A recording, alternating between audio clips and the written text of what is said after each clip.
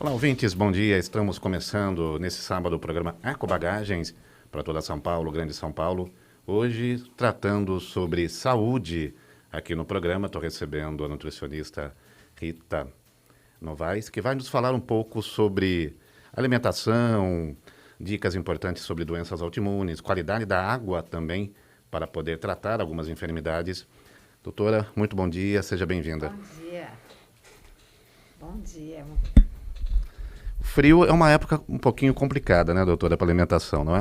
As Com pessoas geralmente certeza. comem mais. As pessoas ficam com mais frio, têm vontade de comer mais alimentos quentinhos e as verduras, legumes, as pessoas muitas vezes acabam esquecendo.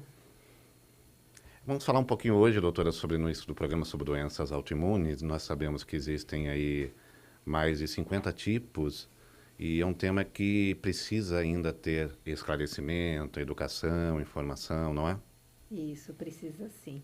As doenças autoimunes cada vez mais estão aparecendo. Nós temos hoje pessoas por volta de 20 e poucos anos tendo doença autoimune, coisa que no passado apareciam por volta de 45, 50 anos. Então, hoje você tem a questão da alimentação, do meio ambiente impactando totalmente nessa questão das doenças autoimunes. É isso que eu ia me referir. Antes de a gente continuar, também apresentar Luciano Pereira, que está conosco aqui hoje participando do programa. Luciano, bom dia. Bom dia, obrigado. Vamos aproveitar os ensinamentos aí da Rita, vamos ver o que a gente consegue passar para os nossos ouvintes. Obrigado. Bom, você tocou num ponto importante, que é um alerta também. Toda mudança climática, ela provoca impactos no ser humano. Infelizmente, ainda se tem esse véu encobrindo a grande verdade que é o ambiente, o meio ambiente influenciando no nosso organismo, no nosso dia a dia. E a mudança, a opção pela má alimentação, ela também cobra. Ela também cobra e vem trazendo aí uma série de males. Queria que você aprofundasse esse tema, explicasse como isso, de fato, nos deixa doente. Nós temos o impacto dos poluentes que estão conosco, então nós respiramos matérias que não estão puras, nós alimentamos muitas vezes com alimentos que estão contaminados com os pesticidas, nós também consumimos alguns alimentos hoje transgênicos, então nós tivemos vários tipos de mudanças que aconteceram no decorrer desse período e quando você vê a alimentação da pessoa, muitas vezes a alimentação não é uma alimentação sadia. Hoje em dia, com a facilidade, muitas pessoas estão pedindo fast food. Não é que as pessoas não vão comer o fast food, a questão está na incidência. E quando a pessoa troca a comida de verdade, que é arroz, feijão, fruta, verduras e legumes, e ela insere no seu dia a dia sempre alimentos industrializados, esses alimentos, o que a gente precisa entender? Ele vem com uma carga de nutrientes químicos que foram adicionados e esses nutrientes que estão ali, vamos assim dizer melhor, são os aditivos. Esses aditivos vão fazer o prolongamento da vida de prateleira desses alimentos. Só que esse impacto do shelf life aumentado desse produto faz com que dentro do seu organismo você tenha várias alterações. Mesmo porque a indústria alimentícia, para fabricar um produto, o produto tem que ser gostoso. E muitas vezes, para ser gostoso, eu preciso acrescentar vários produtos químicos ali, por exemplo, emulsificantes, edulcorantes, corantes, muitas vezes que vão contribuir para uma patologia. E a gente precisa entender, toda a alimentação que nós consumimos hoje, ele vai impactar em 3 gerações. No caso de uma pessoa que está gestante, então, o que ela consome hoje, 3 gerações para frente ela vai estar impactando. Então, quer dizer, até no saúde do neto dela, ela vai impactar. Então, ela vai passar essa informação através do corpo dela, vai passar essa informação para o bebê. Então, por isso que cada vez mais as pessoas estão tendo os problemas de doença autoimune. E cada vez mais, por uma questão de trabalho, de escolha, a mulher está engravidando muitas vezes mais tarde. A mulher, quando ela nasce, ela tem a questão do ovário já formado com os seus óvulos. E cada mês você vai liberar um. Então, o impacto dos poluentes vão fazer com que esses poluentes fiquem no corpo da mulher. E se ela não fizer um trabalho para detoxificar antes dela ficar gestante, imagina uma pessoa ficando gestante com 40 anos. Quanto de poluentes ela tem no corpo dele? diferente do homem. O homem tem o espermatozoide que é renovado. Então, a mulher, principalmente, se ela não fizer esse trabalho de despoluir ela, né, tirar os poluentes, ela vai impactar todo nesse processo que vai gerar uma futura doença autoimune. Então, cada vez mais nós vamos ter crianças com problemas de doenças autoimunes, algumas patologias, então a gente tem que cuidar de todo esse meio no qual nós vivemos. E fora a questão dos nossos pensamentos. Então, nossos estilos de vida, então se a gente não mudar todos esses pilares, cada vez mais nós vamos adoecer. Uma coisa que no Brasil não se trabalha, ou no Ocidente, de modo geral, é a medicina preventiva.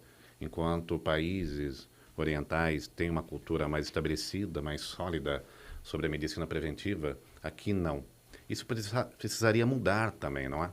Precisaria mudar sim. Na verdade, você tem que procurar ajuda não somente quando você está doente, mas para você fazer uma prevenção. Eu faço no consultório um trabalho para quem quer ficar gestante, onde vai o marido, vai a esposa, a gente faz todo o trabalho para detoxificar, desparasitar e nutrir a célula. Veja, se os dois praticamente eles conseguem ficar um pouco mais limpos, e aí você equilibra a nutrição, na hora que vai formar o bebê, 50% do pai, 50% da mãe, a probabilidade de nascer uma criança com uma doença autoimune ou até mesmo algum outro tipo de patologia, você diminui a margem. Agora, quando a mãe simplesmente acaba ficando gestante, ela já tem uma certa idade, a grande probabilidade de ter uma criança autista ou vários outros tipos de patologia é muito grande. Isso vai impactar, assim, de uma forma que as pessoas muitas vezes não conseguem mensurar isso, como que vai ser.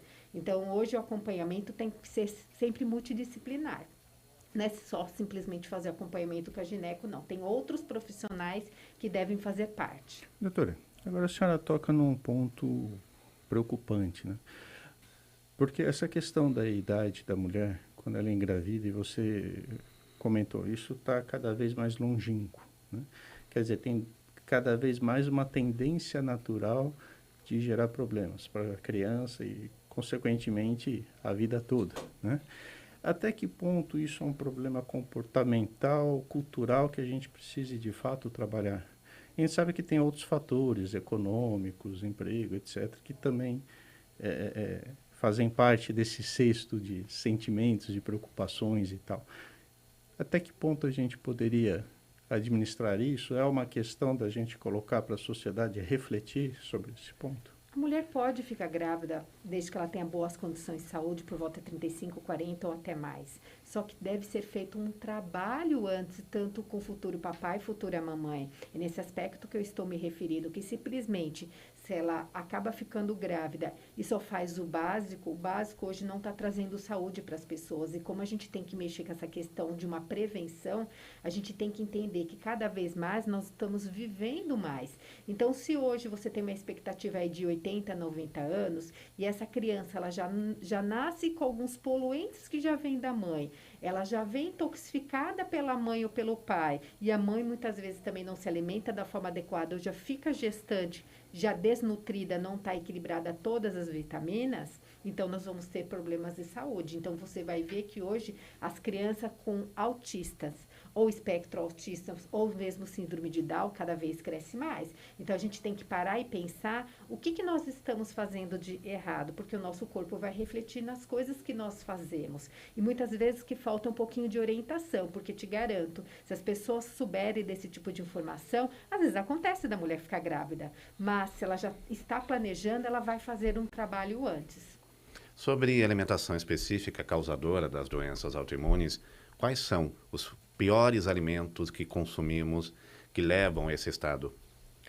Eu faço no consultório o pedido, né? E a pessoa encaminha para um laboratório, ela faz um orçamento e ela vai fazer um exame de sangue, na qual ela vai verificar os alimentos na qual ela tem as sensibilidades. Isso é totalmente diferente de alergia, tá? Uhum. A alergia é mediada por IgE e essa daí é mediada por IgG. Numa regra geral, nós sabemos que nós temos alguns alimentos que são potenciais a ter doenças autoimunes, mas para não ser uma coisa igual para todo mundo, e mesmo porque nós somos pessoas parecidas, mas metabolismos que reagem de forma diferente, eu faço o exame. Então, ela vai para o laboratório, faz o exame, na qual vai aparecer os alimentos na qual ela tem sensibilidade. Mas eu vou te dizer que nesses 25 anos de profissão, na minha parte clínica, eu vejo que 98% das pessoas, quando elas vêm com o resultado do exame, elas têm problema com a dificuldade do trigo, se não dá o trigo da gliadina, que é uma substância que está ali dentro do trigo, e a proteína do leite. Por quê? São proteínas ali grandes, de difícil digestão, e muitas vezes tem vários agrotóxicos também que são permitidos no Brasil e que é proibido lá fora, tá? Então, assim, dentre os outros alimentos, vão ter inúmeros que vão aparecer também, mais a proteína do leite e o trigo e o glúten, na verdade, e pode ter a gliadina, porque na questão do trigo pode aparecer 3 substâncias ali diferentes. São as que mais são campeãs, vamos assim dizer. E outro problema que a gente está tendo aqui no Brasil é a questão da soja. Não que a soja é ruim, é que a soja aqui, como o Brasil exporta muito, tem a questão dos contaminantes, que são os agrotóxicos, e essa mutação genética, muitas vezes, que eles estão fazendo, coisa que no Japão e outros países eles consomem a soja e eles não têm nenhum tipo de problema quanto a isso. Ao contrário, a soja é preventiva para uma série de coisas, inclusive câncer para a mulher. Então, a gente tem que entender. Às vezes o pessoal pergunta o que é bom, o que é ruim, mas é bom para quê, em qual momento está se consumindo. Então, nas doenças autoimunes, nós temos que tomar muito cuidado, principalmente com soja, com a questão da proteína do trigo e com a questão da proteína do leite também. Esse outro lado das exportações. É. Acaba se utilizando recursos para poder ter uma quantidade maior no mercado disponível, o mercado externo se aproveita do que temos de melhor e o inferior acaba ficando dentro do país, não é? Com certeza. E mesmo porque a vaca, para produzir o leite, fora a questão dessa proteína, que já tem uma dificuldade para ser digerida, porque o bezerro é enorme, não sei nem quanto pesa. Então, já é feito pro bezerrinho, não é feito para nós. Sim. Tem a questão do tamanho da molécula. Nós temos também os hormônios, muitas vezes é utilizado na vaca para ela produzir leite aí um tempo muito grande. Então, ela não tem um período que ela vai ficar gestante, que ela vai produzir leite. Muitas vezes ela está ali gestante, está toda hora produzindo leite. Então, a carga de hormônio que é administrada para ela vai passar para nós também. Foi feito um trabalho científico que foi publicado, inclusive, que essa vaca que está confinada produzindo leite, ela libera uma enzima e que essa enzima depois é liberada no leite e na qual nós bebemos e nós ficamos mais nervosos e mais ansiosos. Quem tiver curiosidade, é só consultar o Google acadêmico, o trabalho científico está publicado. Então, não é falar mal do leite, não vim aqui para falar mal do leite, mas é que hoje ele acaba atrapalhando para algumas pessoas que têm dificuldade de metabolizar essa proteína. E essa proteína que não vai ser digerida da forma adequada, ela vai ser apresentada para o nosso corpo como um corpo estranho. E é esse corpo estranho que é apresentado dessa proteína, desse alimento, né? E ele vai reagir como se fosse uma doença, como se fosse um vírus, como se fosse uma bactéria. E ele vai lá no órgão-alvo da pessoa e vai começar a desenvolver as patologias, como, por exemplo, uma artrose. Ele vai lá, ele vai quebrar na articulação o colágeno. E aí vai ficar aquele desgaste, né? Porque vai ficar osso com osso e as patologias vão aparecer. Você pode prestar atenção que, geralmente, quando a pessoa tem uma doença autoimune, ela pode ter várias. Às vezes ela não fica, né? Ela é presenteada por mais de uma patologia. Por quê? Porque como o nosso órgão trabalha em sinergismo, um depende do outro, os outros órgãos vão perder essa questão da energia e vão ficar doentes também. Agora, doutora, a senhora coloca a questão do confinamento do animal, né? Quer dizer, a questão, pelo que eu entendi, não é propriamente o leite, mas sim o hormônio gerado em função de uma questão comportamental do animal. Ou seja, substituir por um leite de cabra, por exemplo, talvez não fosse a solução. Ajuda, não ajuda? Depende da pessoa, porque assim, a gente tem um aspecto da proteína, que é uma proteína grande. Em termos da proteína do leite de cabra, algumas pessoas toleram, outras não. Eu, particularmente, eu não tolero a proteína de cabra. Então, assim, por isso que eu falei da individualização de fazer os exames. Algumas pessoas que têm a proteína do leite, elas conseguem sim consumir ou de búfala ou de cabra. Então, a gente tem que entender como que é esse perfil da pessoa para você indicar o que é de melhor. A questão do confinamento é que, assim, imagina nós, nesse período que nós vivemos, nós ficamos mais tristes, mais abatidos e a gente fica estressado. Então, é liberado, através desse mecanismo ali, é liberada essa substância na vaca. Então, são várias coisas que vão contribuindo, né, para que passe para nós também. Então, são várias vertentes. E tem a questão hormonal, que é utilizado para ela produzir leite por um período aí grande, para a gente consumir isso. Eu conheço um caso de um casal que o filho estava com problema de anemia e foi receitado leite de cabra. Ele é mais forte e para nós leigos o que dá para perceber é que ele é mais pesado e tem um sabor mais apurado também. Ele é de fato mais forte? É que tudo vai depender da alimentação, de como esse animal está sendo, nutrido. Porque você pode utilizar para ele ração, você pode utilizar várias vertentes que aí o veterinário que faz o acompanhamento. Em termos de composição, muitas vezes o de cabra pode ser mais nutritivo, sim. Tá. Em termos de, entre o cabra e o de búfalo vai ter mais cálcio. Mas o que a gente tem que entender, indiferente se vai ser o leite de vaca, cabra ou de búfala, o que é mais indicado naquele momento para o paciente, porque se ele não conseguir digerir de qualquer forma e continuar esse mecanismo, pode ser o melhor leite, mas ele vai causar um problema de saúde, um processo inflamatório. Mas foi bom até você comentar do leite de cabra, porque às vezes quando a mãe pega o resultado e até ela chega no consultório, ela já começa a arrancar os cabelos de desesperada. E ela muitas vezes ela começa a entrar em pânico. Então, assim, é uma boa sugestão, desde que a pessoa não tenha sensibilidade também à proteína da cabra também. Agora, uma questão importante. Várias pessoas começaram nos últimos tempos a apresentarem sintomas em decorrência de intolerância à lactose. Isso está relacionado também à maneira como esse animal que gera o leite é cuidado, é alimentado, ou também a questões ambientais?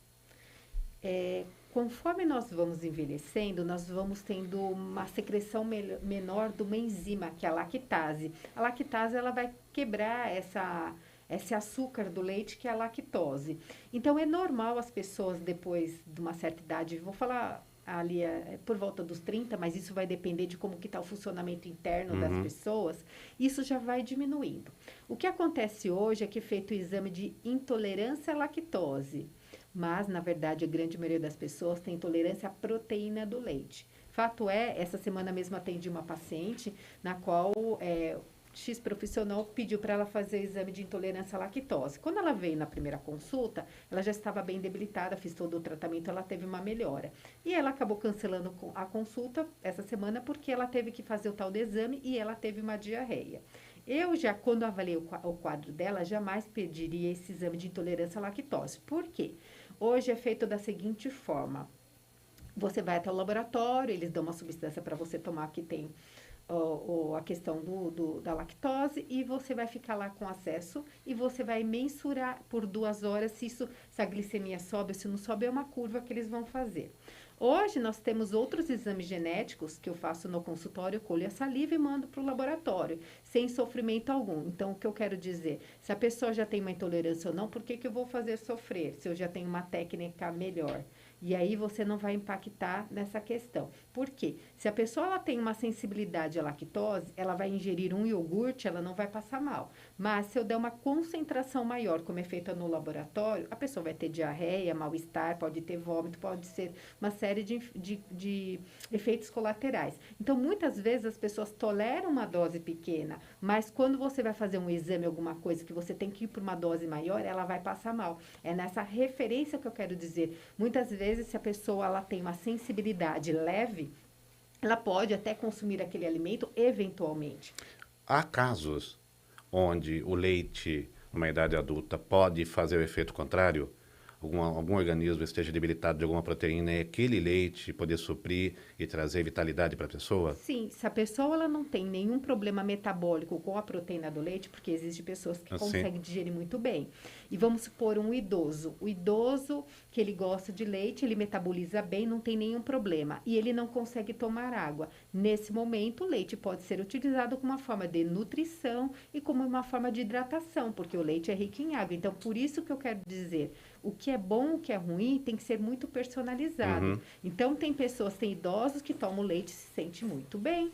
Por quê? Porque eles conseguem metabolizar, eles conseguem digerir e desde pequenininho eles estão acostumados. E ele não tem uma redução dessa lactase, que é uma substância que vai fazer a quebra dessa lactose. Então, a gente tem que avaliar uma coisa muito individual. Hoje em dia, o que serve para você, de repente, não Sim, serve para sim. mim. Na verdade, o grande mal da sociedade é querer generalizar tudo, É. né? As pessoas deveriam entender que cada ser é um ser único, um universo inteiro diferenciado dos outros e buscar soluções individuais. Isso. Não se basear em questões coletivas, que às vezes tem lá o seu grau de acerto, mas necessariamente não é a resposta em 100% para aquele indivíduo, não é? É. Na verdade, hoje a internet veio para trazer conhecimento, mas não é para usar um protocolo para todo mundo igual. Mesmo porque cada um tem um peso igual, um peso diferente, uma altura diferente e um metabolismo diferente. Então, a gente tem que personalizar as condutas e avaliar. Eu vou tirar o leite de todo mundo? Não. Eu vou tirar o trigo de todo mundo? Também não. Posso passar leite para todo mundo? Também não. Então, tem que personalizar, tem que conversar, ver como que é o metabolismo da pessoa, para que você não tenha nenhum tipo de comprometimento com a saúde da pessoa, porque muitas vezes a prescrição feita de uma forma errada prejudica a saúde do paciente. Sem dúvida. Doutor, às vezes a gente tem problemas que são mais sutis, digamos assim. Por exemplo, uma questão de hidratação da pele, né? Esse é um problema que poderia ser solucionável na base da nutrição, de um cardápio específico para aquela pessoa. Tem situações mais leves que podem ser, entre aspas, naturalmente resolvidas? Tem, por exemplo, olha, você está falando de hidratação da pele. Primeiro norte, saber se a pessoa toma água, porque se a pessoa não toma água, a pele vai ficar desidratada. Levando em consideração que é uma pessoa que ela toma água. Hoje a gente tem a questão da alimentação que nós podemos prescrever, colocar ali para o paciente. Tem a questão de fitoterápico, por exemplo. Claro que eu vou dar uma dica, mas não é para todo mundo sair comprando, porque eu estou dando uma ideia de como funciona. Nós temos o óleo de borragem, que ele funciona junto na nossa pele com ceramidas. O que é isso?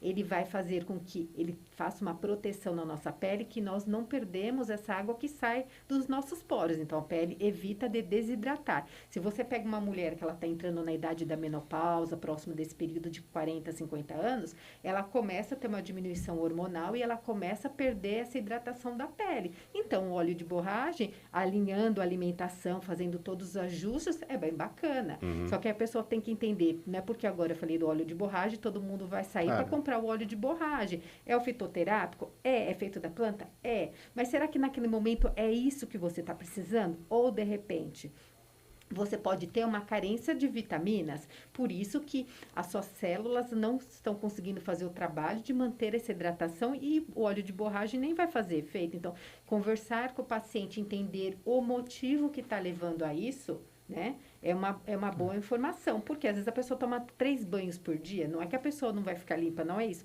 mas 3 banhos por dia a gente tira aquela hidratação normal que tem na pele, ou ela toma banho com um chuveiro muito quente. Então, veja bem, se o problema é o chuveiro muito quente, eu não preciso passar o óleo de borragem, eu tenho que falar para ela, olha, a temperatura da água tem que ser ajustada. É isso que as pessoas têm que entender. Qual é o motivo?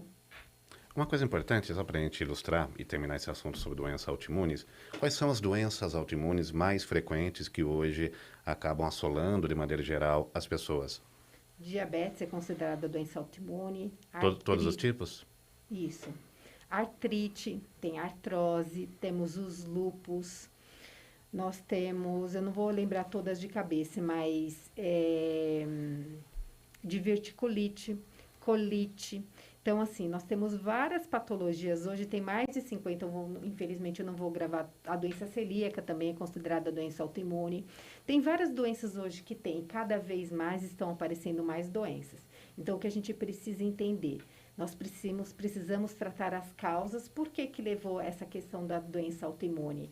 Nós temos problemas hormonais, nós temos problemas com os contaminantes dos poluentes, nós temos disruptores endócrinos que estão presentes nas garrafinhas de água, nos plastificantes que nós temos contatos hoje em dia. Então, é sempre conversar com a pessoa para entender o que levou e qual foi o gatilho. Nós podemos passar por problemas na nossa vida, só que cada um vai reagir de uma forma. E, às vezes, naquele momento, que veio a doença autoimune, sempre tem um gatilho. E o gatilho muitas vezes é morte de um familiar, muitas vezes pode ser a perca do próprio emprego. Então, a gente tem que entender, o tratamento é multidisciplinar, com psicólogo, com médico, com nutricionista, porque cada um vai fazer o seu trabalho mediante ao paciente que tem uma doença autoimune, que ele deve ser tratado. No aspecto físico, eu entendo que tudo isso é extremamente propício e necessário envolvendo o tratamento completo da pessoa. Às vezes, uma doença que você cura fisicamente, como mudando a alimentação, também ela vai ter ainda um espaço emocional que precisa ser trabalhado para não voltar à manifestação no corpo físico. Mas na tua área, dentro de uma doença autoimune, a mudança de hábitos alimentares realmente traz uma cura ou chega perto da totalidade de curar aquele indivíduo? A doença autoimune, a gente não vai falar para ele que ele vai ser curado. Ele vai diminuir a questão dos sintomas e o problema do órgão-alvo. Então, se você tratar ele como um todo, ele vai melhorar bastante. Aquela doença autoimune pode ficar ali paradinha, não se manifestando naquele momento. Isso que é muito importante numa doença autoimune.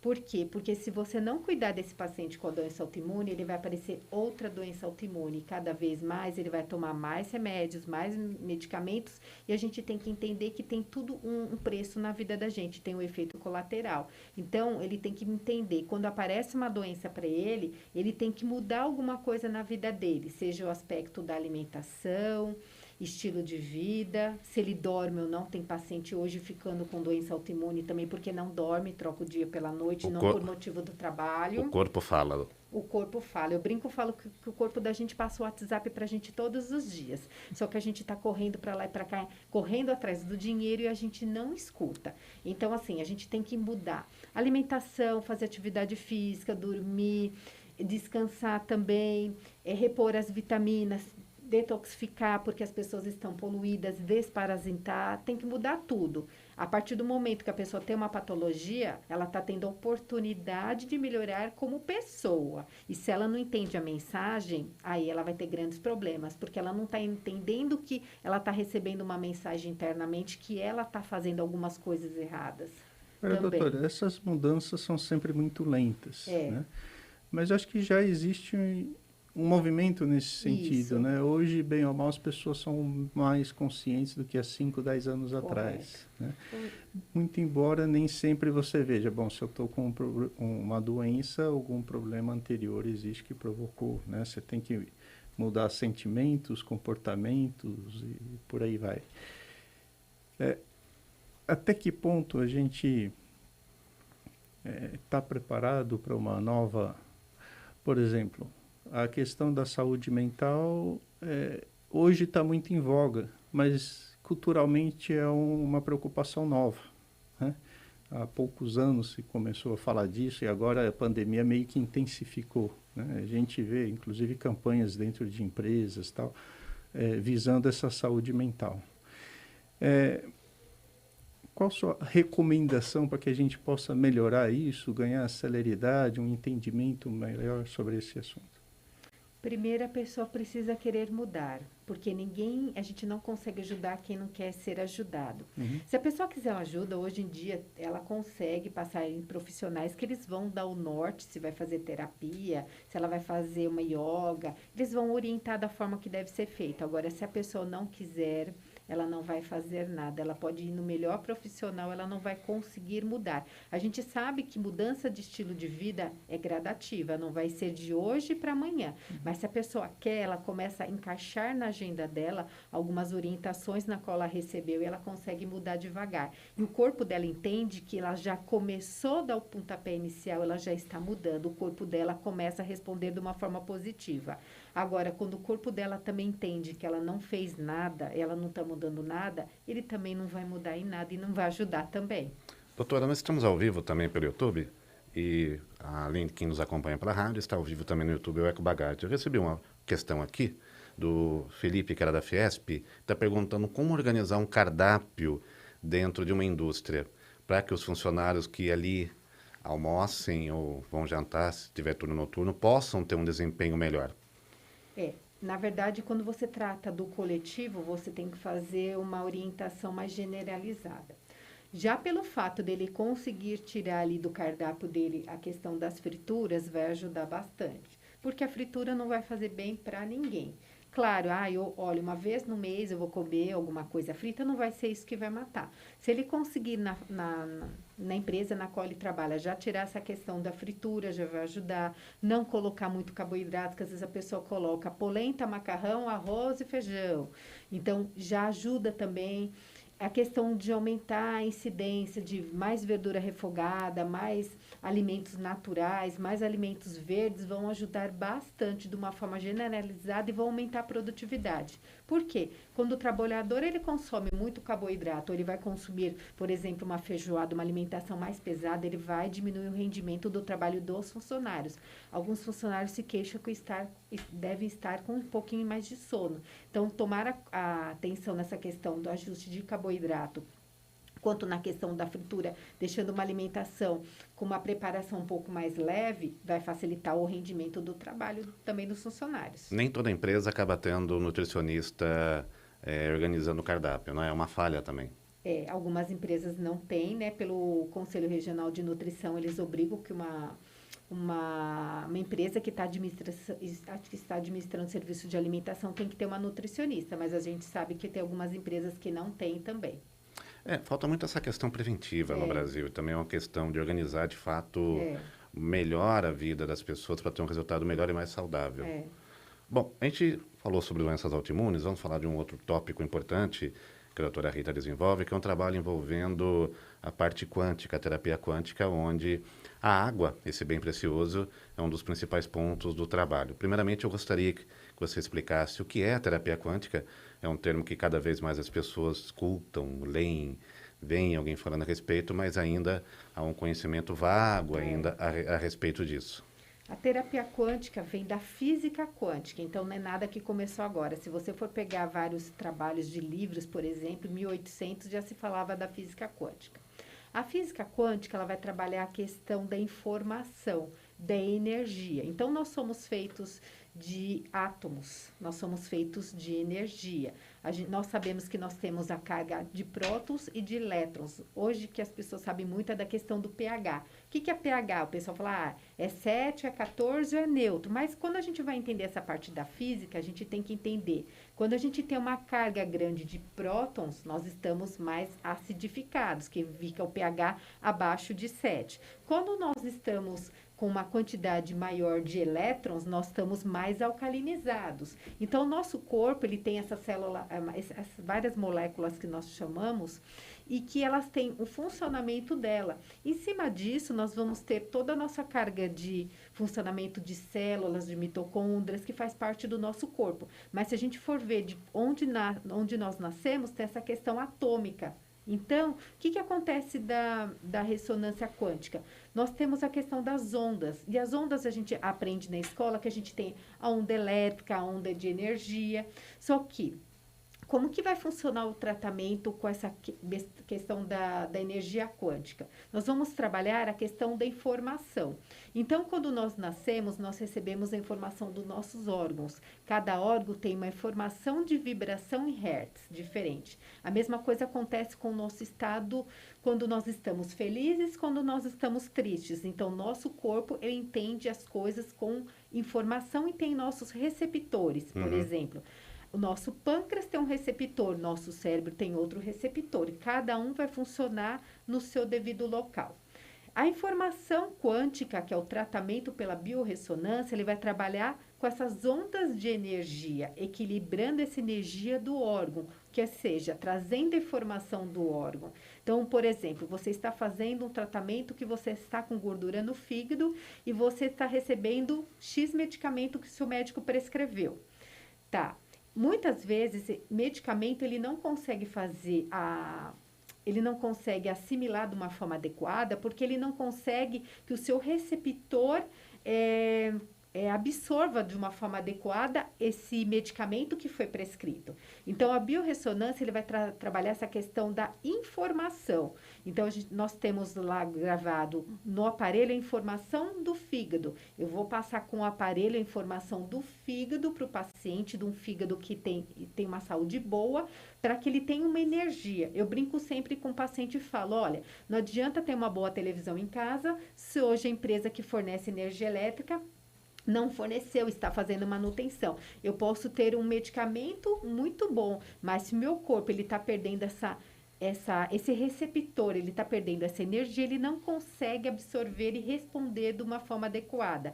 Então, o aparelho ele não vai deixar que o paciente tire a medicação de uma hora para outra. Eu já tive pacientes que nós conseguimos, depois do tratamento, retirar. Mas eu deixo muito claro que a gente não promete que vai retirar. O que a gente consegue equilibrando essa energia é que o órgão responda de uma forma melhor. Por quê? Porque ele consegue assimilar. Então, o tratamento da biorressonância, ele trabalha a questão do receptor, que é a informação. Então, vamos lá. Se eu limpei esse paciente, tirei os metais pesados, porque os metais pesados vão trabalhar no mesmo receptor que vai entrar hormônio, vitamina e remédio, você tem uma entrada para 3, fica o jogo das cadeirinhas, onde, por exemplo, você está com uma cadeira no meio e todo mundo quer sentar na hora que a música para. O nosso corpo é a mesma coisa. Você tem a medicação, a vitamina e você tem também o remédio. Muitas vezes tem o poluente. Você tem 3 ou 4 substâncias em volta do receptor. Quem vai entrar? Aquela que conseguir sentar. Então, quando você trabalha aqui a biorressonância quântica, você vai fazer essa limpeza desse receptor. E esse receptor vai conseguir facilitar o tratamento do paciente. Então, você equilibra limpando o receptor, mandando a informação do órgão. Você pode mandar a informação na qual aquele nutriente não está chegando na célula, porque para a gente aparece tudo medido em números, porque os físicos já fizeram todo esse trabalho para mensurar. E quando você mensura isso, ele consegue mensurar para você qual é a quantidade que está chegando. Hoje nós estamos acostumados com exames de sangue. O sangue é o que está circulante. E na biorressonância eu vejo o que está chegando na célula. Tá? Então, não tem nada a ver com passe, que tem gente que acha que tem a ver com passe, tem gente que acha que tem a ver com religião, não tem nada a ver com isso. Você vai trabalhar a questão da informação. Algumas pessoas, elas são muito tradicionais e elas não querem usar o aparelho. Então, nós temos no Brasil algumas empresas que já colocaram a informação no frasco, tanto no gel ou em gotas, e aí eu prescrevo o gel em gotas, mas na verdade o trabalho é o mesmo. A única coisa que com o aparelho eu consigo fazer a leitura e consigo identificar. Eu verifico pelo órgão-alvo da queixa da pessoa, ou muitas vezes pela íris. Então, você consegue codificar e as possíveis patologias, você consegue verificar por biorressonância magnética aquilo que a frequência está informando para você. Então, é algo muito científico, né? Nada que as pessoas criaram de hoje. Se você for ver, Einstein já falava, tem vários outros estudiosos que falavam no passado. Na realidade, há séculos você tem esse conhecimento de uma outra linguagem. Só mudou a forma de falar. E a tecnologia que evoluiu e hoje proporciona, né, essa coleta através de outros meios. Doutora, a gente está falando muito sobre nutrição, sentimentos e, acima de tudo, energia, né? Nós tivemos alguns episódios atrás onde entrevistamos o Tumba, que ele é do Centro Africano, né, Cultural Africano. E ele tocou num assunto... Só cita que a entrevista foi feita no canal de TV. O pessoal que está acompanhando só pela rádio, o Eco Bagagens também está na TV para mais de 175 países. Acompanha o nosso canal no YouTube. Mas também no YouTube. Dos programas que nós falamos sobre ancestralidade e nós fomos entrevistá-los sobre a cultura africana, como eles enxergam uma série de coisas. E um dos pontos levantados é que lá, quando você consome um produto, seja uma verdura, um arroz, uma batata, etc., na verdade, você está recebendo a energia da terra. Correto, isso mesmo. Ou seja, a forma como você se relaciona também interfere. De outro modo, o mesmo alimento, se você consumir de uma maneira mais consciente ou mais desavisada, digamos assim, interfere em como o organismo reage, né? Interfere. Ele pode ser o quão bom ele será para mim interfere também. Os alimentos, ele tem a energia deles, eles são seres vivos. O que a gente precisa entender é cada alimento vai ter uma energia diferente, uma frequência diferente. Então, quanto mais alimento cru eu consumo, eu estou recebendo aquela energia daquele alimento. Quanto mais cozido, até no micro-ondas, que o micro-ondas, como todo mundo acha, não perde a vitamina, só que o micro-ondas tira a energia daquele alimento, são coisas diferentes. Então, o modo que eu preparo é muito importante. O que a gente tem que entender? Se a pessoa que preparou a sua comida preparou com raiva, aquele alimento, ele vai receber informação da raiva. Se aquela pessoa gosta do que faz, preparou aquela comida com todo amor, a comida ela vai ter até um aspecto de nutrição diferente, porque as células estão diferentes. Fizeram um trabalho, inclusive, com a água, onde colocaram a água e colocaram a música para ela escutar, vamos assim dizer. E você viu que os cristais que foram formados dentro dessa água foram muito bonitas. Quem tiver a possibilidade, o artigo também foi publicado. Então, a forma com que eu conduzo, que eu pego aquele alimento com amor, que eu gosto dele, ou que eu vou fazer com amor, ele vai impactar totalmente na saúde da pessoa. Por isso que a gente fala, se você prepara o seu alimento, você sabe como que você está preparando, além da matéria-prima, o amor que você coloca. Quando as outras pessoas preparam, será que elas colocaram amor? Será que elas prepararam com os ingredientes certos? Mas isso impacta demais. Só que às vezes as pessoas acham que é tudo besteira, mas impacta bastante. Que era até slogan de uma marca, na verdade, preparar com amor é muito mais do que... Isso, preparar com carinho. Isso é tudo, né? Tudo que você faz com vontade, porque você gosta com amor, vai dar um resultado positivo. Quando você vai em algum lugar pensando que não vai dar certo, tem duas alternativas, ou você não vai chegar, ou não vai dar certo mesmo, alguma coisa de errado. Então, o que nós pensamos, ele também influencia na nossa vida. Acho que a grande questão do ser humano é saber lidar consigo próprio e entender o universo que o cerca. Essa questão de sentimentos na alimentação tem muito a ver também com... Vamos voltar a falar um pouquinho sobre gado numa outra esfera, esfera do consumo de carne. A forma como você abate um animal. Também. Se o animal é abatido com uma forma mais branda, né, mais amena, você tem aí... logicamente, o impacto daquelas emoções que o animal sente ao morrer para virar consumo. As próprias religiões, de certa forma, no passado, enfatizavam muito o agradecimento na refeição, de você ser grato à divindade. E isso gera também sensações positivas que acabam harmonizando o seu contato com o alimento. Só que, infelizmente, a gente vive num mundo extremamente caótico em termos de conhecimento, porque...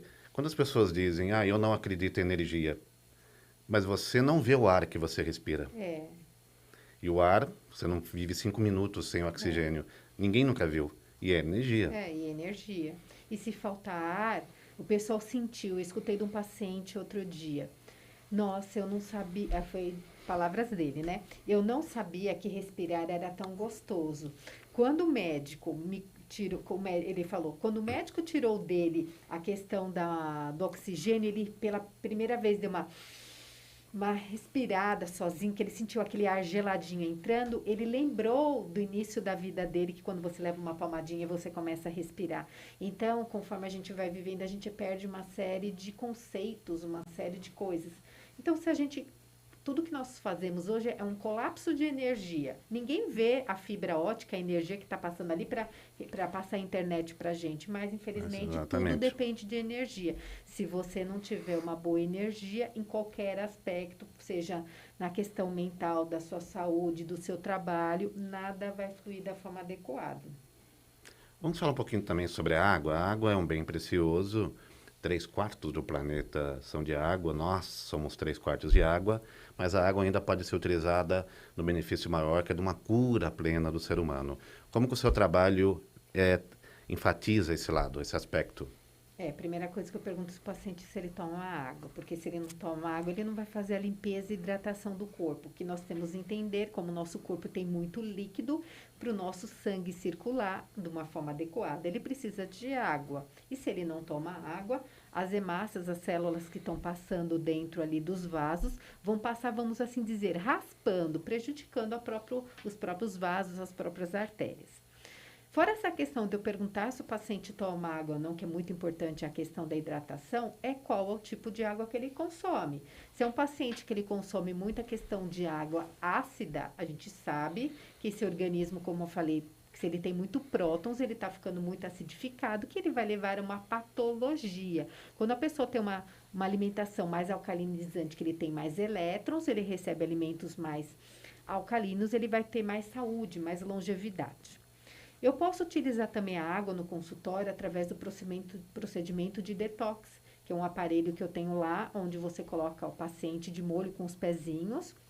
Eu escolho a energia que eu quero transmitir, que seria para detoxificar, que pode ser um parasita, uns poluentes, pode ser agrotóxico. E o que as pessoas não levam em consideração é que muitas pessoas hoje têm parasitas, e essas parasitas, quando estão dentro do corpo da gente, eles vão eliminar toxinas. E se a gente não eliminar essas toxinas, as pessoas também ficam doentes.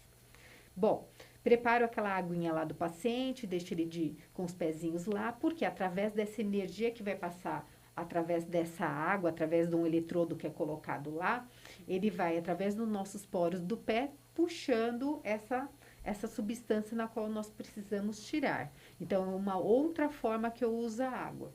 Uma outra opção que eu uso também, como eu comentei desse aparelho da biorressonância quântica, ele tem um recipiente na qual a pessoa pode levar sua garrafinha de vidro, porque não tem tanto contaminante assim. Eu pego uma água filtrada e nela eu vou passar a informação que eu estou verificando que está faltando de vitaminas, de fitoterápicos ou até mesmo de homeopatia, e ele vai levar para casa dele a informação, que é a mesma informação que a indústria fabrica e coloca no frasquinho ou no gel. Então, eu dou personalizado para ele e ele vai consumir essas gotinhas na casa dele. Por quê? Porque tem a frequência do ativo, é informação. Então, por exemplo, se ele está consumindo, vamos supor, uma metformina que ele está com diabetes. Eu vou lá, pego a frequência da metformina, porque o médico está querendo aumentar a dose, eu passo a frequência e a informação na água. Então, ele não vai precisar aumentar a medicação, porque eu estou mandando a informação. Então, muitas vezes o remédio que a pessoa faz uso não está fazendo efeito, é porque ela não consegue, o receptor dela está sujo, ela não tem informação. A partir do momento que você passa essa informação, o resultado vai mais positivo. Eu tinha uma paciente aí, que ela há 10 anos tinha fazia um tratamento de tireoide e já estava com uma dose bem alta da medicação. Nós vamos tirar o remédio do paciente, como eu falei no começo? Não. Foi feito todo o tratamento através da biorressonância, passando informação da tireoide, passando informação dos nutrientes que precisavam daquela tireoide. A medicação dela caiu bastante. Isso quer dizer com que eu diminuí a possibilidade dela de ter uma segunda doença autoimune e a tireoide dela funcionar de uma forma melhor. Então, através da água que você consome na sua casa, ou seja, que eu vou usar no consultório, tanto para o detox como para levar informação do que você precisa, são várias coisas que você pode usar como ferramenta. Nós temos na China vários trabalhos que são utilizados, inclusive em hospitais, com a água. Então, a pessoa recebe vários produtinhos ali na água para que ela melhore o seu tratamento. Claro, na hora que você está com uma doença ali aguda, você precisa de uma alopatia, claro que o médico vai prescrever uma alopatia. Então, na verdade, a terapia quântica ela serve como coadjuvante para impulsionar o seu tratamento, auxiliá-lo. Luciano? Doutora, a gente fala de informação. A forma como ele recebe essa água também pode influenciar no tratamento. Isso, a forma como recebe a água é muito importante. Agora, mudando um pouco de assunto, algumas marcas de filtro de água prometem alcalinização da água. Isso é de fato funcional? Ele é funcional, sim. A gente só precisa saber se essa água é uma marca idônea. Nós temos algumas fitinhas que são comercializadas, na qual você consegue mensurar se realmente aquele valor que você pagou daquele filtro, ele está fazendo aquilo que foi vendido. Mas tem vários trabalhos científicos falando, até mesmo quem trabalha com a questão da ortomolecular, você vai nos congressos, você vê que a água alcalinizada, ela vai trazer vários benefícios para a sua saúde. Isso é bem cientificamente, está bem comprovado. Agora, quando a pessoa vai consumir a água, o principal fator que ela tem que observar é, de fato, o pH da água ou não?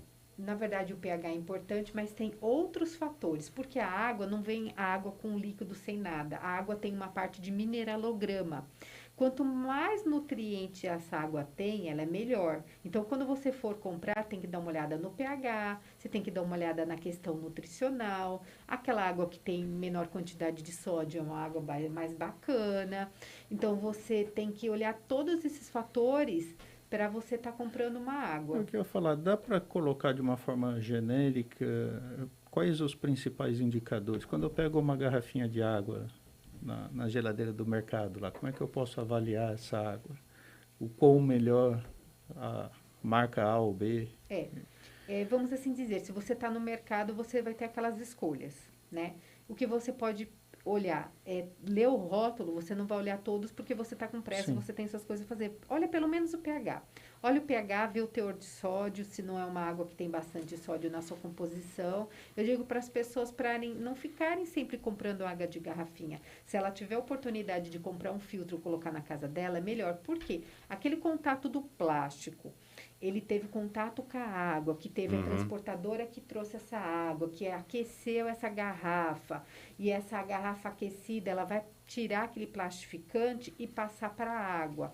E aí, esse plastificante, nós chamamos de disruptores endócrinos. Então, ele vai ocupar o mesmo receptor e o seu hormônio que você produz não consegue chegar onde deve. Então, tem várias coisas por detrás. Hoje, no Brasil, para a gente comprar uma água de vidro, o preço, assim, muitas vezes é um pouquinho fora da nossa realidade. Qual o pH ideal?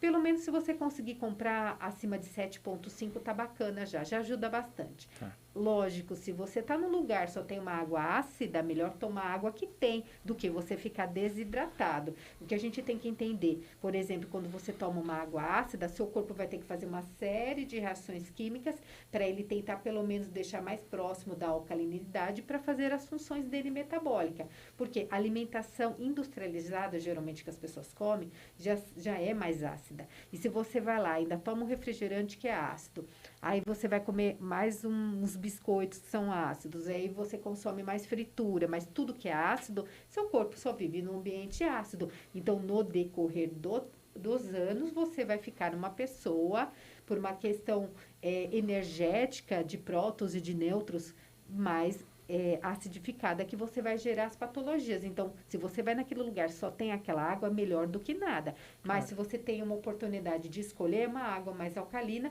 claro, quanto mais tempo você tem, que você vê que tem mais rico em nutrientes, tem várias outras coisas, porque vai depender muito da fonte.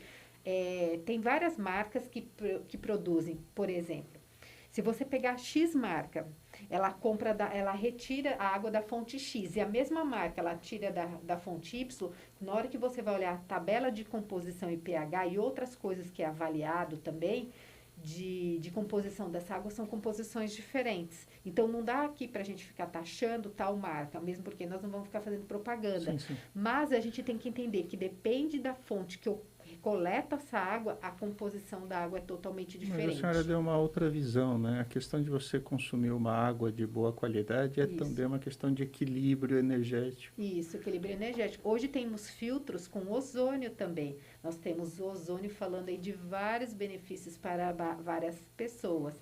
Só que a gente tem que entender o que é real hoje. Todo mundo consegue comprar um filtro de ozônio? Não. Todo mundo consegue comprar um filtro alcalinizado? Também não. Então, o que é mais barato hoje? Vamos pelo menos tomar uma água, que ela tá limpinha, e aí vamos investir na questão da alimentação, que a alimentação, pelo menos, o pessoal está tentando sobreviver, entendeu? Sim. Por quê? Porque às vezes comprar marca de X marca, não é todo mundo que pode pagar. Tem água que custa R$10 a garrafa. Então, assim, Água, pra família... água com gás é recomendável? Assim, ela vai ter os produtos químicos lá dentro. Então, nutricionalmente, aquela lista de ingredientes que vão estar lá vai impactar na saúde. Hoje, se a pessoa está com uma vontade de tomar uma água espremida com limão, tudo bem. Agora, se ela fica frequentemente tomando aquele gás que tecnicamente não faria parte do convívio da nossa alimentação, isso ao longo dos anos não vai trazer nenhum tipo de benefício, ao contrário. Algumas pessoas tomam água com limão em jejum de manhã. É recomendável? Se você não tem nenhum problema de saúde, você pode estar tomando.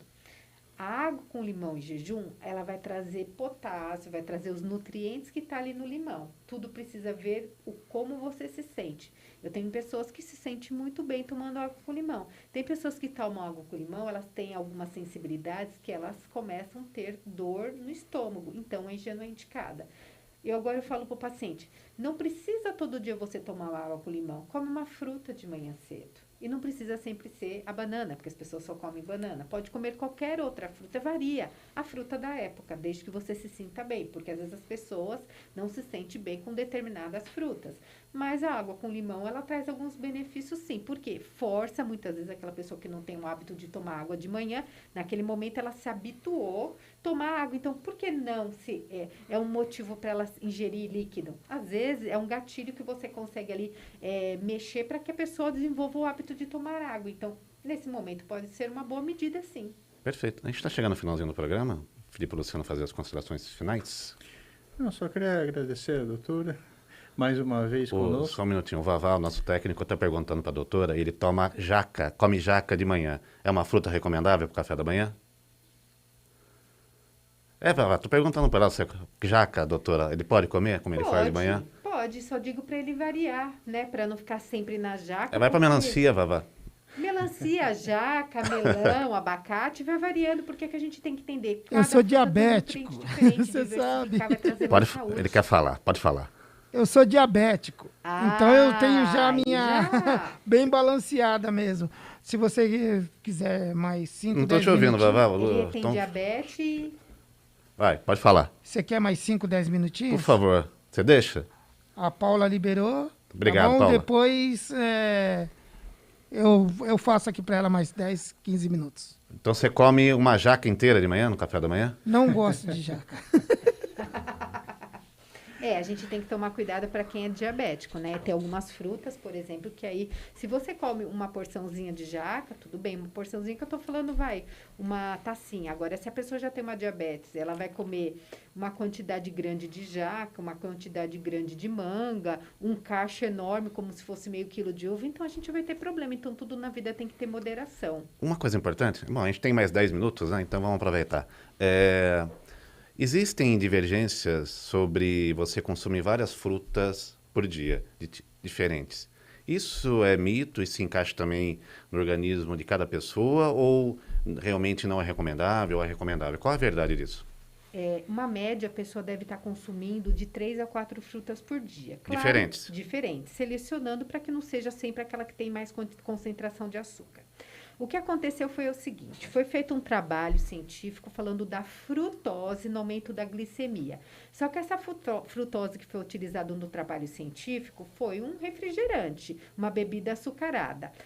A fruta tem frutose? Claro que tem, mas uma proporção totalmente diferente. Então, assim, se você ficar naquele limite de 4, 3 frutas por dia, diversificando, e aí você pede orientação para o seu nutricionista, qual a fruta mais indicada mediante o seu perfil, ela vai te indicar. Agora, se a pessoa, as pessoas começaram a questionar essa questão, frutose, mas a frutose do trabalho científico foi o refrigerante e o suco, que não tinha nada a ver com o açúcar da fruta. Então, são coisas diferentes. E que a gente tem que entender, por exemplo, se você come uma laranja como se fosse uma mexerica com aquela película que é a fibra, eu não estou absorvendo toda aquela frutose que está ali que é boa. Agora, se eu estou consumindo, por exemplo, um suco de laranja, não é que as pessoas não vão consumir suco de laranja, não é isso, mas ela só está consumindo aquilo lá que num suco vai 4 ou 5, vai depender de quanto sai de suco, e aí, num único horário, eu estou consumindo. Então, se uma pessoa ela consome 5 copos de suco de laranja por dia, aí eu vou falar, olha, amigo, vamos tomar cuidado. Aí, sim, você pode trazer prejuízo.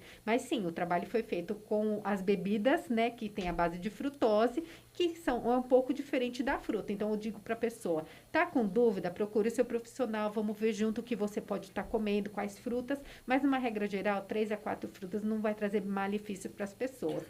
Traz mais malefícios o suco de caixinha, né? Agora, eu entendo que tem a importância de beber água de fato, água pura. Isso. Não exatamente dentro de suco, dentro de alimentação e tal. Isso interfere muito? Interfere. Se você não consumir a água, o seu rim não consegue limpar o seu corpo da forma adequada, você não consegue eliminar as toxinas, aí cai naquela parte. Tem pacientes que até não bebem água, quando ele vai tirar sangue para fazer exame, não sai o sangue. Por quê?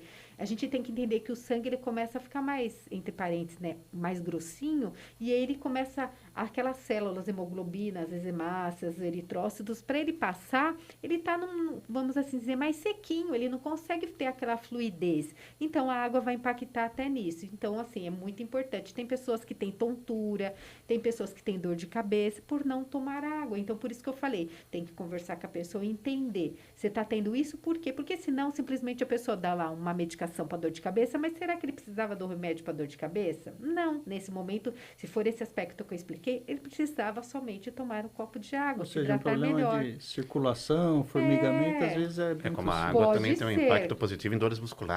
Sim, Muitas dores, fibromialgia. muitas Eu dores tenho musculares, paciente, ausência de água. não toma água, por isso que ela tem fibromialgia. É claro que você tem que abordar para ver o que tem por detrás. Então, as coisas têm que ser personalizadas. Não adianta falar, quem está com fibromialgia prescreva o quê? Não, não é assim que funciona. Tem que entender tudo o que acontece por detrás da vida da pessoa, senão você não vai conseguir ajudar ela, né? Agora, dicas simples e rápidas para as pessoas nesse momento do frio. Porque o frio acaba fazendo com que nós nos alimentamos de uma maneira um pouco diferente, né? Não dando tanta atenção para as coisas positivas, né? Procuramos coisas mais... também o chá e o café. Assim, se você toma café e é com moderação, você não tem nenhum problema, não vejo. Agora, se você vai tomar 1 litro de café, a que impacto essa cafeína vai trazer dentro do seu corpo? O chá, se você vai tomar, tem chás medicinais. Os chás medicinais, cada um vai trazer um benefício para a sua saúde. Então, se você diversificar, é bacana. Agora, por exemplo, não adianta uma pessoa tomar um chá verde se ela está com anemia e tomar esse chá verde na hora do almoço. Então, às vezes, aquele momento, tomar aquele nutriente, aquele chá, não é bacana. Mas, de contrapartida, se ela tomar esse mesmo chá num outro horário, que não tem uma proteína, vai ser bacana. É isso que as pessoas precisam vir no consultório para tirar as dúvidas. Ah, hoje está frio, eu quero uma comida quentinha. Por que não hoje fazer uma sopinha? Então, eu preciso sempre pedir o lanche? Não, eu nunca vou comer lanche, também não é isso que a gente está querendo dizer aqui. É que as pessoas podem mudar as preparações. Ou até mesmo, se eu comer sopa, por exemplo, eu fico com fome, faz um caldinho, toma antes da alimentação, já dá aquela sensação gostosa de aconchego. Depois você vai comer seu prato de comida que você está acostumado. Ah, tá com frio. Frio eu não consigo comer salada, algumas pessoas falam. De repente, comer os vegetais cozidos. Tomar por água. que não? A água também acaba Na sendo água, deixada de porque, lado assim, no frio. quando a pessoa toma sopa também, ela está se hidratando, se ela consumiu caldo. Ah, eu tô com dificuldade, não chego nem nos 2 litros. Será que a gente não pode estar colocando uma água, um chazinho quentinho? É uma forma de ajudar a pessoa também a se hidratar. Agora, eu ouvi muitos comentários dizendo o seguinte: se você almoça sem bebida, seja água ou suco, isso te dá uma outra condição, principalmente para trabalhar depois do almoço, né? Vamos falar claramente, dá menos sono, por exemplo, né? Tem realmente essa interferência? Qual a sua recomendação? O ideal da água e a hidratação é nos intervalos. O que a gente tem que entender? Por exemplo, se você vai lavar uma louça, você põe o detergente e vai lavar, sai a gordura. Se porventura sua esposa esqueceu de comprar o detergente, aquele restinho você vai colocar um pouco de água, a gordura tem dificuldade para tirar. Conforme nós nos alimentamos, tem a gordura, vários outros nutrientes. Se você consome o líquido, ele tem uma certa dificuldade de fazer a digestão, porque está tudo ali diluído. Se você se hidrata nos intervalos, a hidratação, você vai se alimentar, por exemplo, se você toma um copo de 300 ml meia hora antes de você se alimentar, aquele suco digestivo consegue ser preparado de uma forma adequada, quando você come, a sua barriga não está mais cheia de água, você consegue digerir melhor aquele alimento. Muitas vezes aquele sono da tarde vem porque a pessoa não consegue digerir bem os alimentos. Agora, se você deixa uma piscina lá dentro e você come, a digestão vai ser prejudicada. Muitas vezes você pode ter estufamento, você pode ter gases, você pode ter fermentação. Então, se você puder, na medida do possível, se hidratar antes, uma meia hora antes, uma hora e pouco depois, tudo bem. Ah, Rita, mas eu não consigo. Vai diminuindo aos poucos, de repente, pequenas goladas, né? Para você facilitar a sua vida também, ajuda bastante. Então, de fato, é mais saudável e dá mais disposição. É mais saudável e dá mais disposição. Uma coisa importante, né? Nós sabemos que Muitas pessoas acabam comendo muito à noite, principalmente também no frio. E acabam também ingerindo bebidas para acompanhar a alimentação noturna. É mais difícil trabalhar essa mudança de hábito noturna e como fazer? Muitas vezes as pessoas consomem mais coisas à noite porque elas estão mais ansiosas. Se ela está mais ansiosa, a gente tem que tratar o aspecto emocional dela. Então, de repente, colocar alimentação mais fracionada, colocar alimentos que reduzam essa questão dessa ansiedade, vai ajudar bastante. E orientar também, porque muitas vezes é uma questão de falta de orientação. E, às vezes, como as pessoas passam várias horas fora de casa, quando ela vai jantar, tem um aspecto da família, de estar todo mundo confraternizando. E explicar, pode comer? Pode, mas o que ela tem que entender, geralmente após a janta, você vai sentar no sofá. Se você não for gastar energia, a probabilidade que você tem, se você fizer isso por um longo da sua vida, por um tempo, você vai engordar. Agora, não é porque hoje é aniversário da sua filha que você vai fazer um jantar especial, que você vai tomar uma taça de vinho, que você vai engordar. Então, a gente também tem que ter isso em mente, porque as pessoas às vezes se culpam. Nossa, porque eu tomei uma taça de vinho e parece que engordei 5 quilos. Não é isso. A questão, você engorda não é porque você comeu um pedaço de bolo que você gosta. Você engorda por a conduta por um período grande que você faz. Então, assim, se a pessoa está consumindo grande volume à noite, trabalhar a questão da mastigação, se come rápido ou não, a questão emocional, porque ela está consumindo, porque tem gente que come demais à noite por um aspecto que está faltando dinheiro e quer desafogar as mágoas na comida. Então, tem várias vertentes que você tem que trabalhar ali. Também tem a ver com o tipo de programação que a pessoa está assistindo na televisão. Você tá vendo Tem um só impacto comida. muito forte em cima do indivíduo, não é? O que ela está escolhendo ali, o que ela está colocando para dentro de si. O aspecto visual, se está aparecendo só propaganda de comida, você vai ter mais vontade de comer comida. Tudo isso tem... Os programas também, né, doutora? Se a pessoa vê uma coisa muito mais violenta, tensa, com informações negativas, também cria um impacto, não é? Com certeza, deixa você mais nervoso, mais irritada.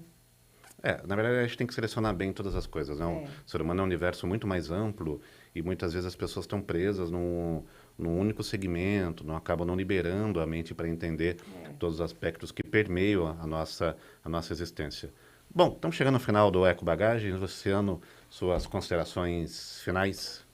Bom, queria agradecer a doutora Rita mais uma vez. Para quem acompanha o nosso canal, ela também já esteve conosco em outros episódios. É sempre bom, sempre enriquecedor e assunto não falta, né, doutora? Com certeza. Muito obrigado, seja bem-vindo outras vezes. Nós passaríamos aqui o dia inteiro batendo papo. Melhor não, senão o Vavá vai querer consultar com a senhora aqui, viu, doutora?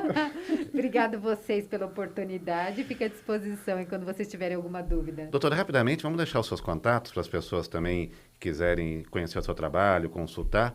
Vamos falar telefone de contato, redes sociais. O Instagram, nutricionista _ Rita Novaes, tem o site www.nutricionistaritanovais.com.br e o telefone 9988251138. Maravilha. Doutora, muito obrigado pela sua participação. Obrigado a vocês. Só lembrando o pessoal de casa, nós estamos também o Eco Bagagens na TV, aqui no Brasil o programa é exibido pelo Verity Channel, que é um canal que está na plataforma da Sul TV, na Europa pela Fox Internacional, na Ásia pela Asian TV, e todo sábado aqui na rádio também, ao vivo pelo YouTube, também na Rádio Nova Difusora, e também temos aí depois os programas, tanto de TV e de rádio, no nosso canal no YouTube. Agradeço a audiência de todos, a participação. Vavá, diminui o McDonald's à noite e a feijoada. A doutora falou que você não pode, tá bom? Um abraço a todos, um ótimo sábado e fique com a programação da Rádio Difusora, que tem muita coisa boa por aqui.